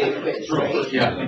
So you could kind of argue. And they pick the product that they wanted to sell. And like, So they would set up their trade. that's the point here. I don't want to do standard callback. Normally do, right? So the idea was to generate Sometimes, very unique, very out of the ordinary kind of assessments, so that people now It's would have simulated more of a real customers coming in. options, right? Can you present that product? That's. I know that's rather than huge, just and of report. course, I try not to make it so specific, because Ray's gonna jump all over that. But it is the same. And then the evaluation between the buyer and seller was set up so that The buyer was what they need to evaluated do as is evaluate how they set it a on. participant who had another trade. Because if they can do that without drawing it They have to themselves, evaluate for it's still demonstrating the Someone's ability. calling that, if you're Right. calling that. Right. Because how So do you get them to the do buyer it had to online? evaluate four potential moves. How do you get them to The sellers had to demonstrate the skill? evaluate four They different. certainly have to create. Now, they the couldn't give a process and perfect then them, score but you don't know to their the friends. content. They could only give one element. Instead, here, I'm gonna give you a set of drawings. So if you did 10 here, you couldn't give them a 10 here, 10. Would that not also get it on the same Yeah. objective? So that takes out. What it says here, What's wrong? So I gave you 10 on that. So they have to demonstrate that ability when all is said and done, right? So you Yeah. can get at it in a number of different ways. But the idea is, could they do it at the end of the day, and how can you evaluate that they could do it? So actually, them could do that. Yeah, I didn't, I didn't Don't even get think one of that. 8, 6, So it 4. starts with just your basic, factual knowledge, information that you learned, that you remembered, and you synthesize, blah, blah, blah, and it goes up. So that's been revised a number of times. But what's cool is, can you Spill your coffee on it. or evaluate someone, and some versions have, can you generate new material, new ideas about that? Do we have this one? Could you teach somebody a Sorry, theory? the design of the. Right, that would be, or a new tool for modeling, for example, that would be sort of that pinnacle, where you understand it so intimately that you could make the process better, right? So that's the idea. Well, with the online Think one, about so things you that guys, happen, so that the student knows that you pursue before, and then starts to memorize, and then starts to apply, and then starts to, well, how does that relate to multiplication, right? And you keep going, and then it's like, well, I found a new way to conceptualize 2 + 2 = 4, that would be sort of the pinnacle. So the idea is that we want to teach our students to be better and better and more proficient to the point where they could, you know, when you can teach somebody who really knows something, right? Then we do the When online. you can teach them successfully, they can really know it. So this is why I always used to tell students too, if you can't explain the concept to me or someone else, then you don't have it yet. Also on the item. That's true, but Because somebody would want You still have to fall back on something, whether it's a manual or somebody's guidance or whatever, art even. you can. But as soon as you can teach that skill to somebody else, then you know. Right. You do it. Right, but yeah, the strategy. Yeah, like, because you can. Are you about done? How are we doing? Okay. One more figure. Okay, good. How are you folks doing here? Becoming a seller, you know how much it costs, subscribers, Sorry. Yes. Yeah. all kinds of promotional. Which, I mean, more and more it's the way they're, this is regarding coupons, but we're gonna stop in about a minute or so, so. I would just mention, I don't see. Show groups. Yeah, up there. Why is it good? Why is it top 10? Analyze it yourself. So instead of I showed a bit analysis of research. Yeah, research. I mean, they have top 10 everything, right? They have top 10 here, that's right, referring. And then they'll have pictures where there's companies that actually design these. Trade show booths. And they'll justify it, they'll show you the cost structure, that is done, and I don't think that'd be more than. So there's companies that set up whole shows, so we got. Okay, I'm gonna start bringing the other folks back, so you folks have another minute or two. Well, I used to put on, about 3 shows a year. It's a big part of the business. I do shows for us right now. Last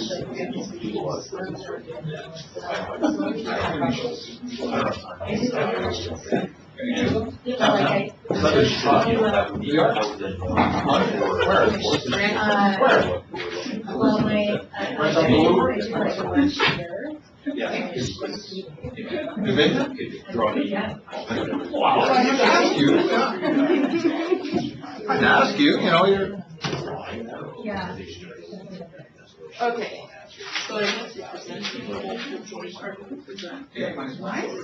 You hear that artistic spin. Yeah.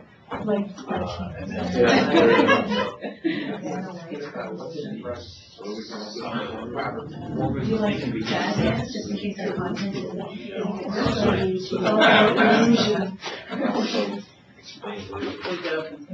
Yeah, that's right, that's what yeah, that's one of the different,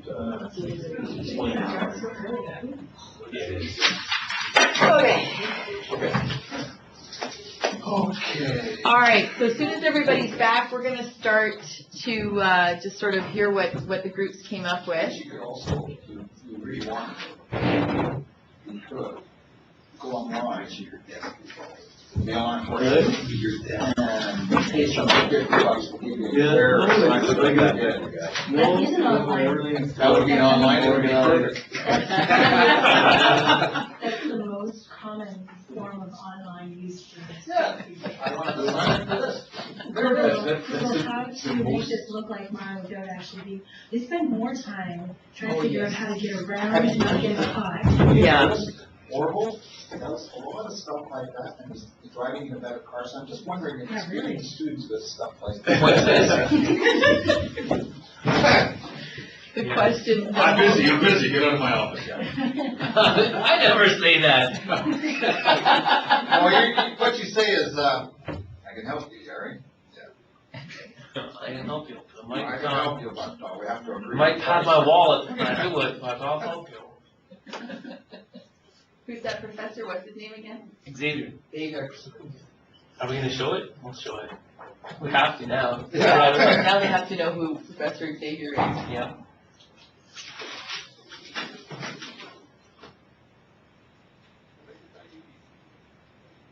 And the plagiarism, cheating, scam that's happened, I think, a year ago.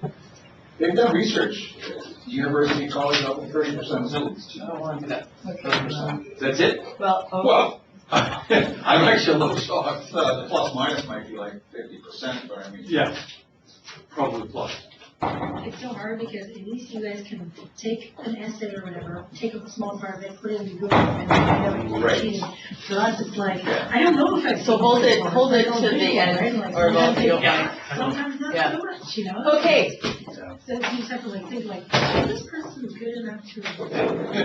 so I don't know if, are Chris and Amanda back with us?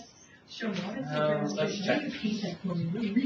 Chris is, Amanda is not yet. Okay, so she's coming back, probably she'll re-link in, with the original link. Okay, so, All good, Chris? Can you hear us? I can hear you. Can you hear me? yeah, okay, we're actually gonna start with your group and then we'll get Amanda and her group next. So, who's presenting? I think I am. Yes. Okay, I have to apologize. I monopolized way too much of Chris's time. And because I wanted to talk about assessment, in upgrading, and he's the only other person that I can talk to about it. So in other words, you may or may not have completed the entire No, task. I Oh, did, okay. I completed it last night, and then you picked the interview one, I picked the wrong scenario.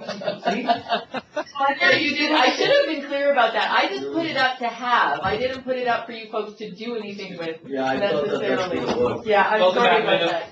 that. I'm sorry. assignments, Pardon me? didn't say assignment. No, Right, exactly. it's a So workshop. for your, Should've for known. future reference, yes, it's just like, unless I give you explicit instructions, don't feel you have to do anything about these things. Anyway, all right, Jessica, what did you come up with? So we were doing effective interview skills. So for the objective, distinguish between screening interviews and hiring placement interviews. I figured that was something that was pretty simple that you could do just a formative assessment on. So an interactive gaming quiz like Kahoot, poll and take up responses to what people think are the difference between these two things.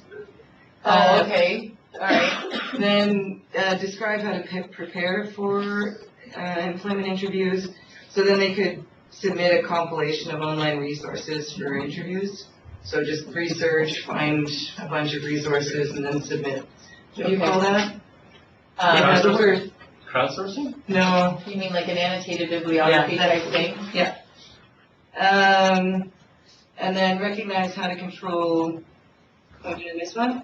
Describe how to prepare for an interview. That was, okay, recognize how to control nonverbal messages and interview fears. That would be done as part of a summative assessment, which would be a role play with peer and instructive feedback. Also, part of the role play would be prepare suitable responses to common interview questions and know how to close an interview. So that would be covered in the role play, and then there's a little rubric that I stole from online somewhere. Okay, so what would the online formative assessment look like? It would be identify topics and behaviors to avoid in interviews, where students would create an educational video to teach classmates about interview taboos and then post it to YouTube. Oh boy, could they have fun with that. Yeah. Yeah, for sure. Okay, great. And what was the summative online part? That was the summative. That was the summative, yeah. Oh, you So chose, the okay, so for- what the would be the formative- formative online version then? That would be the compilation of online resources. Okay, I see. And then Okay. submitted. Yeah, got it. Okay, great, thank you.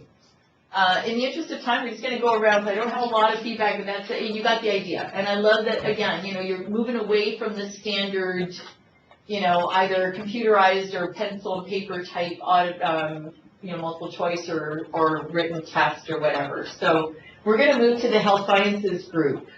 And, so did you do the muscle one? No. No? Oh. Go ahead. Threw me for a loop there. Amanda, would you like to volunteer? Amanda, you could do the presentation part. Yeah, if you'd like to. I'm okay. Well, somebody. So we have the dementia. So the Oh, outcome. you did the dementia one. Yeah, Okay, the so outcome can is you? to understand Yeah. how it sounds very thick because we like speaking complicated words. This is from a nursing course. Understand how dementia affects not only the person with the disease, but the family as well.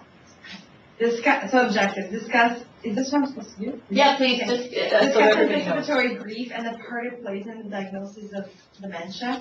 Examine systems theory in order to understand the impact of dementia on the family. So we came up with two formatives, and the one was to do role-playing and doing interviews with each other in class to look at,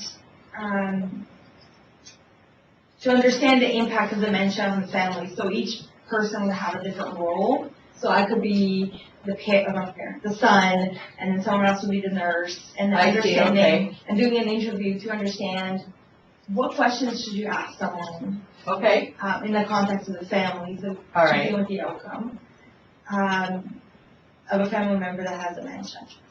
The online part for formative would be an online discussion forum, and people would have different roles. So it's almost like the in-class, but Yes. it's just an online version. beautiful. Like roles. And then we talked about the barrier of having too many students. So who's going to moderate this? Yeah, yeah. So it's impossible for, Amanda saying she has 80 students in one class, like how's she gonna moderate 80 Yeah, different no, that's roles? fair enough. So we were Okay. talking about how to either, forget now, we talked about like. Wasn't it like 20 students would pretend they're the nurse? And maybe 20 students would be the spouse, so that not just, it wasn't broken into small little groups, it was a big group broken into larger sections. Does that make sense? Yeah. Yeah. But you can have a forum, well, Orville could speak to this more, but it's just in a nutshell. You can set up your forums in small groups so that you only have 8 or 10 people in each forum. And then you're just looking at, however many, 8 forums kind of thing to see how they managed. But I think the thing too is how are you gonna, because we said, oh, they can discuss, and I'm like, so who's gonna moderate, who's gonna give us feedback to say they're on track or Oh, way yeah. off? No, fair enough. So that's why I think Amanda came up with the Yeah, idea yeah. of having the same role in Okay. one forum. That's a challenge for sure. Okay.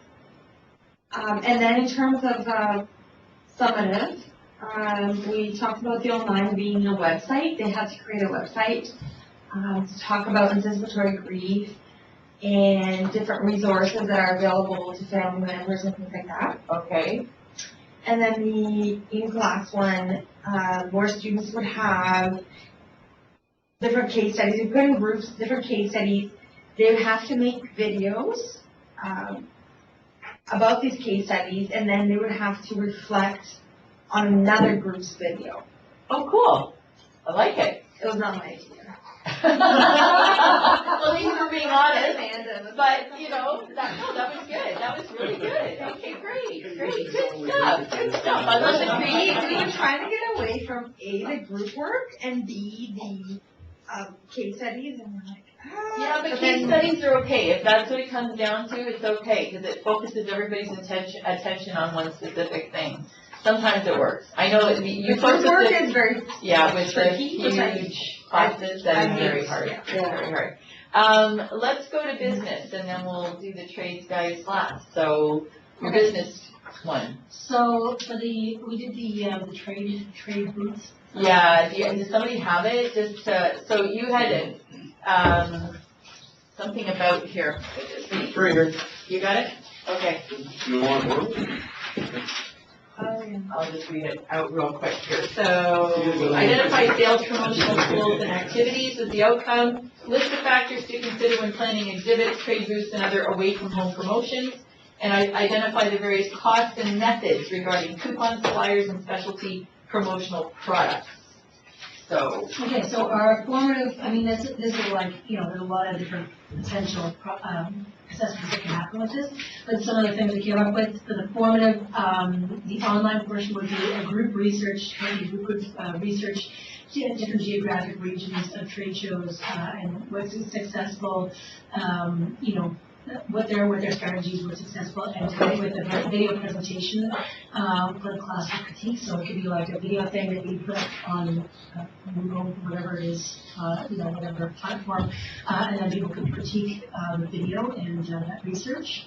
And then the non-online, assessment would be a case study of booth, different seasonal product selections, and an analysis of our presentation. It doesn't really matter. It's just a matter of creating something. The presentation is usually good because then you have that opportunity for the rest of the class to learn, not just one person at a time. Yep. Plus with the teacher. Yep. And then the summative assessments would be the online portion would be to create an analysis of research venues. So you could again have them go online, and based on the video presentations that the class did, they could now create do that research online and come up with an analysis of specific strategies that people have used for their trade shows. And then based on all of that information, all the products that were gathered and the strategies that were most successful they found, then they could design, this is my favorite part, design a trade show booth they would feel that would represent the product in the most successful way. And that was summative. That's summative, yeah. Yeah, cool. And how would that be presented back for evaluation? With the design portion of it? Yeah. I think that you could, if you were really, you could have them do, a mock-up drawing or Like a a small, sketch. small thing. Sometimes, with intentions, you could ask them to create a little cardboard duty, or you could have them, if you're really ambitious, get them to make, a larger platform, or create a thing, almost like maybe collaborate with theater production students. Okay. Yeah, I want to see the prof take those home for grading, Well, it would be like, Yeah, in class, got it. Cool. Yep, good stuff, good stuff. All right, well done. Trace, guys, you had the drawings one. So read, interpret, and draw auxiliary and section drawings, and read and interpret auxiliary and sectional views, and then draw assembly and component parts using auxiliary and sectional views to industry standards and apply the relevant dimensions and notes. All of which was great to me until I had a chance to sit in on Ray's class. So it's not like I understand it now, but that helped a little bit. Anyway, so guys, what'd you come up with for your assessment? You got this. Well, I'm in the It's funny because I got this, it's fine. I'm like, okay, I thought you meant you got this. All right, so as far as a formative assessment, so the online version could be like a version of Kahoot or whatnot, where you're in class and you're asking for some feedback and then you get that compilation of ideas anonymously, right? So it's kind of like you look at it, you look at the kind of the spread of the answers and say, it looks like the vast majority are answering this. That's good or that's bad. Kind of step through it and say, well, the correct answer is this, whatever. So, how many think that, they got their answer because of this, whatever. You can kind of go through it. Okay. Keeping them kind of an online or kind of a digital piece to it. As far as a summative, I think the summative non-online version was going to be basically a discussion about, for example, the auxiliary and section view, and basically asking the student to explain it to me. Like, how would you be able to explain that in looking at an object like this and looking at it in section and whatnot? And if they can do that, then they would understand. So almost like an oral exam. Yeah. Okay. Yeah. All right. As far as the online summative, so we thought that we could provide them with some schematics and ask, first of all, you could do anything. If it was a Moodle type environment, you could ask them, so it's not being multiple choice, but you could ask them, explain what the relevance of this piece is, or explain, itemize what items B through D are, explain what they are. Yeah. And so that way they get their kind of online content. The offline content was performative. For the I think the formative one you had said, you said something. What did I miss them up? Yeah, the first two were the formative. So Kahoot and what else, sorry? And the discussion. Oh, and the discussion, oh, okay. Yeah. Oh, okay, So gotcha. it was the discussion, and then the other offline was just Summative. Was a drawing. Yeah. It was them to actually draw what it is that they'd be looking for, of the schematics and whatnot. Okay. We have to get them to draw something. They Does the objective and the outcome refer to drawing? Yes. Ideally, you would have them draw something. Yes, that would be a good plan. All right, thank you for that. I hope this helped you to just sort of think a little differently about evaluations, so both formative and summative. And that for your own purposes going forward, you can think in terms of, some of the various options that will be available to you, bearing in mind that the college is moving more and more towards online delivery, or at least online elements of in-class delivery, so that people who are joining remotely can still participate. So this is something that you're going to have to be keeping in mind more and more as we go forward. Now, we don't have a lot of time. I apologize for this, but the intent of the last piece was for you to, together as a large group, create a rubric that we could use for the worksheet that folks will submit going forward. We thought, what better thing than something everybody will have experienced, right? So, Orville's going to walk you through. Moodle has a rubric builder, which I think is a phenomenal thing.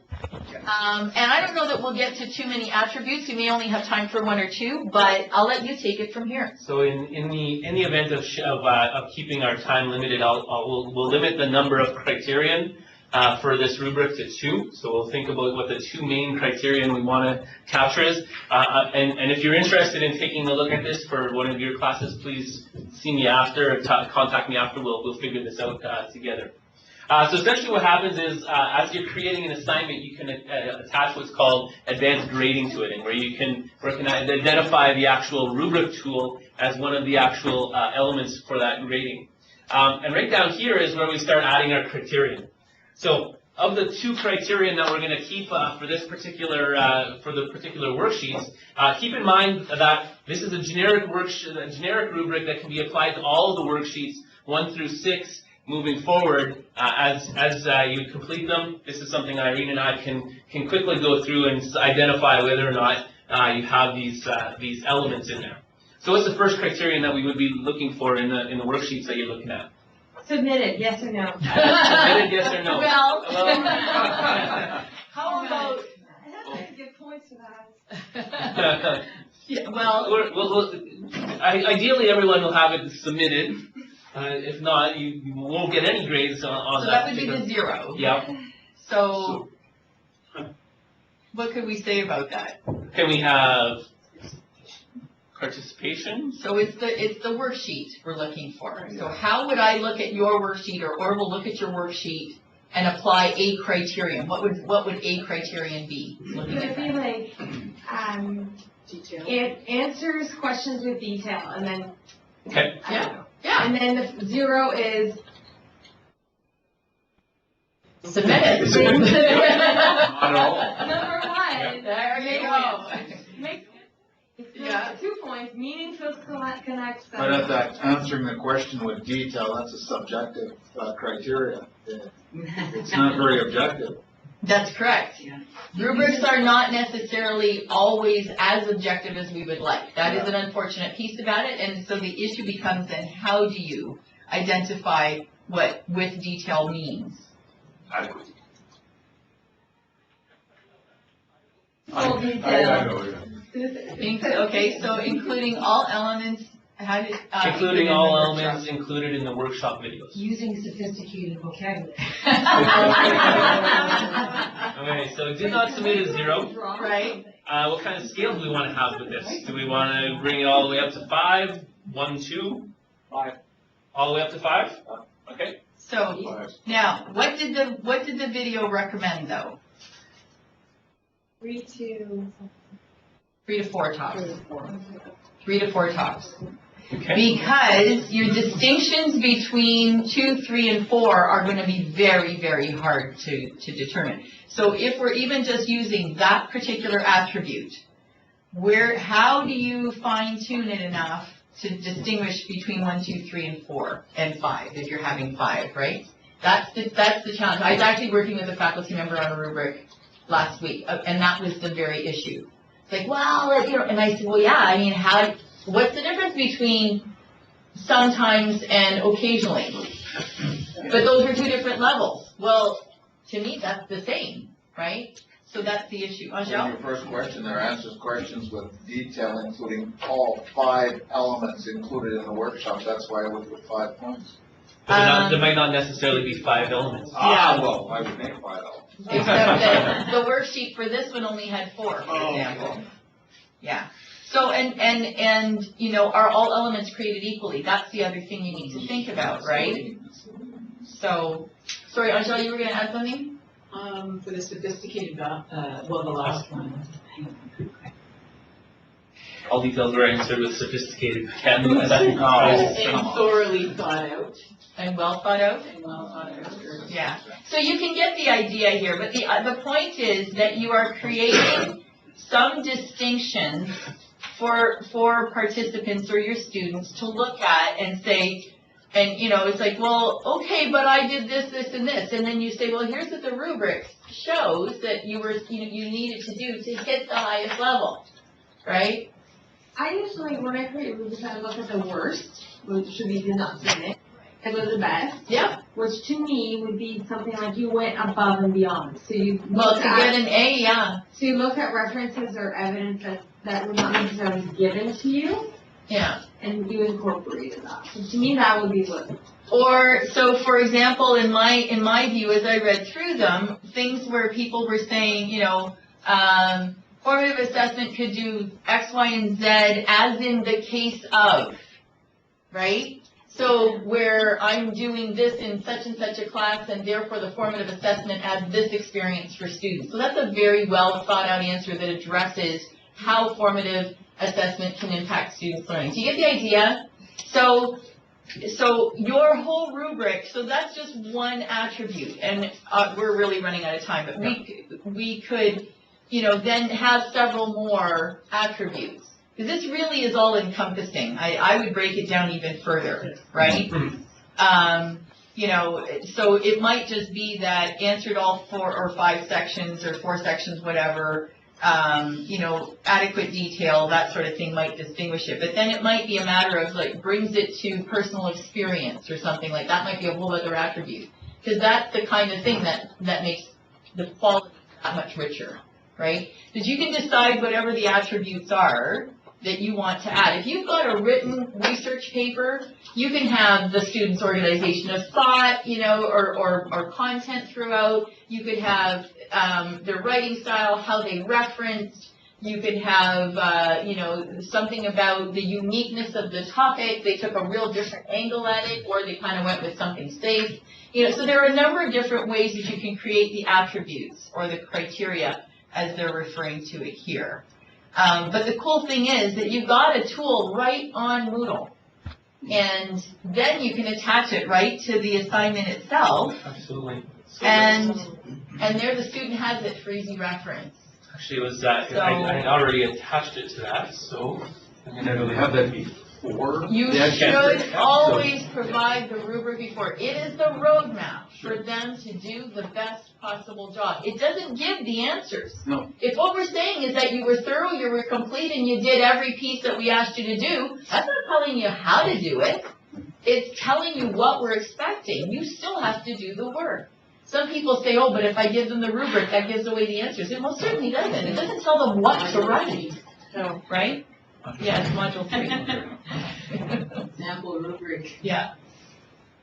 All right. So we are over time, and I apologize because you know, it's important to be respectful of people's time. So what are we doing here, Ormo? Sorry, I'm actually just changing it to the rubric option. Oh, I see. Okay. So that would be the evaluation of the worksheet. That's right. Yeah. So essentially, what would come in here, You know what? It might be because they've already been all graded and stuff. That's probably it. So you're trying to add it after the fact. Yeah. So anyways, what would happen is you would actually add it in. I think I have an example rubric in here. Bear with me Yeah, I here. think there was. Yeah. There you go, example rubric. Yeah. So essentially what would happen is when you, as the student came in, I'd be able to come into Orville's here and essentially just click on the actual elements that were created and provide notes here. Didn't do that like 3 weeks ago? Okay? And then when we save, that grade is actually then submitted to the student. You What's got 2 also- out of 24. You really need to pull up your socks. I know. What's also nice about this, if I'm taking a look at that module, I want to look at it from the student's point of view. So as the user comes in, this is the rubric that they see in the actual criteria for the actual assignment as well. So they see what the actual criteria is and the detailed elements of it as well. So it's provided as soon as you add that assignment tool right into the Moodle platform as well. I am available. You submit a file? Yeah. I did. I submitted a rubric. Okay. Oh, did you? And it wasn't graded. Oh, no. I will look at it. I am happy to help anybody with developing a rubric if you want. I really enjoy this process, and I think it's a very valuable one, so if you need that. One last little announcement that I was wanting to make sure you were aware of. I have not got a room assignment for our next 3 workshops because they need to schedule all the classes first and then we kind of get whatever's left over by way of a virtual classroom. So I didn't want you to think I was asleep at the switch here. I asked for this like a few weeks ago and they said, sorry, you don't get priority. Like, okay, thanks. Anyway, thank you, Chris. Thanks, Amanda. Thank you all. Bye, thank you. Have a great week. If you want to leave me your name tags, I'll bring them back next time round. And we'll see you in January. Good luck in December. I will be talking to those of you whose classes I visited to do the follow-up, probably this week or next. Right. Now, did you That's okay. do the whole portfolio? And then, of course, I couldn't really remember the. There's a portfolio for the 6th module. Did I do the portfolio, what do you mean? I just did a journal and the worksheet. Yeah. It's really for the 6th module. How did you manage that part? I have a question. So, because like Julianne's in the same boat. Like he did 1, 2, 3, or 4 and 5. He didn't do 6. I did 6. You did do 6? Yeah, but I think it's the same as all the others, yeah? We'll look at the. I'll have to look at it. Yeah. For sure. Yeah. So basically, we were talking about people missing journal entries and. Yeah, it was the actual worksheets for. It wasn't, that wasn't. I don't think so. Okay. I think you submitted yours.